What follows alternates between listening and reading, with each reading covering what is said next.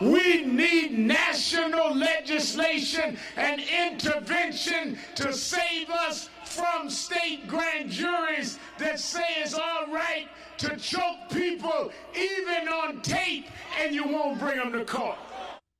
Those was a sense of history. We'll recall he was the man at the center of the Tawana Brawley case in Wappingers Falls, New York, way back in '87. It turned him into a national figure as he bellowed and passed lies about a black girl who claimed she was raped by 6 white men. Since then, Al Sharpton has built himself into a questionable black leader whom many African Americans wish would button the lip and go away. He's also a close advisor to the President of the United States. So how did Sharpton get so close to so much power despite so much fraud? Welcome to Midpoint, a Thomas Rhodes Fellow for the Franklin Center and National Review writer who dug into this tale with the article, How the Obama-Sharpton Alliance Began. Jillian Melchoir joins us. Jillian, thanks so much for being here. Thank you for having me. So, Jillian, how did this all start? But more importantly, I guess, how did the Republicans take advantage of this when, quite frankly, the president has a known liar and fraud sitting at his right hand? Well, it's pretty interesting. I mean, Al Sharpton has been to the White House 61 times at least. He's been in really close meetings with the president for immigration, civil rights, education. And as you mentioned, he is a really controversial character. So I was kind of curious about how that relationship began. And it turns out it's really got its roots back in 2008 when President Obama was campaigning. And back then, the black vote wasn't guaranteed for him. In fact, Time and New York Times and NPR and a bunch of other publications had written articles about how he might have a hard time getting the black vote. Well, what had happened was Jesse Jackson ended up making some comments against Obama, saying that he was acting white, and it happened at this really kind of sensitive moment for the campaign. So they saw Al Sharpton as somebody who might be able to deliver them. And so they dispatched Valerie Jarrett to go out and broker a deal.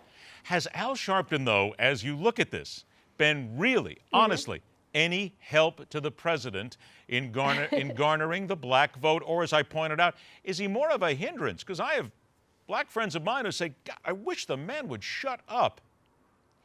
Yeah, he's a controversial figure for sure. I mean, I think people don't like him, but what he did for the Obama administration, I think how he really won their trust was, you remember in 2008, Jeremiah Wright, the Reverend, had said some pretty inflammatory things, said that with September 11th, Americans' chickens were coming home to roost.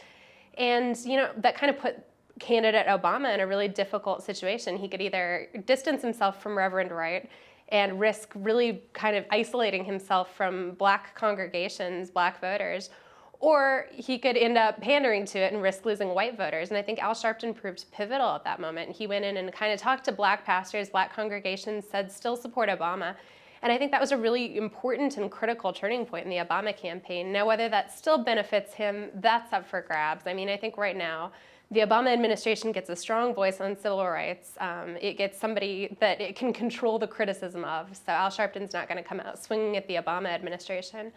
And by the same token, I think having that relationship with Obama legitimizes Al Sharpton in a way that he wouldn't otherwise be legitimized. I got a minute left, and you hit on the point here. MSNBC legitimizes him by putting him on the air every night, no matter what he says. So is the sense here that Sharpton is basically making as much hay as he can because if the Republicans get in, he's out, and if Hillary Clinton gets into the White House, he might be out as well?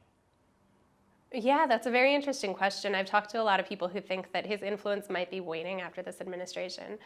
But time and time again, he's reinvented himself. I think he's this really kind of scrappy and awful character in American politics, but man, he's held on. Isn't that the funny thing, though? Because it seems as if most people can't see the awful side of Al Sharpton, even though people keep pointing it out. The man is Teflon, is he not? He is. I mean, right now he's got, what, New York Times reporting $4.5 million in tax debt, yet he's still respected and legitimized by the Obama White House. I just think that somebody with that high of tax liabilities and that controversial past, maybe not the best figure to speak out on civil rights. And we'll see if we can maybe do a little brushing up and bring some fact to it every now and then when it comes to the Teflon Al Sharpton, if you will. The article, once again, is How the Obama-Sharpton Alliance Began. It is available at National Review Online. Jillian Melchoir is the author. Jillian, thanks so much for being here today. Thank you. All right, after the break, sharp questions and revealing answers on the State of the Union and more from the Sunday Shakedown. It's where the politicians get a chance to speak their mind. The media gets a chance to ask the questions. Sometimes, maybe, we even get real answers. It's next on Midpoint.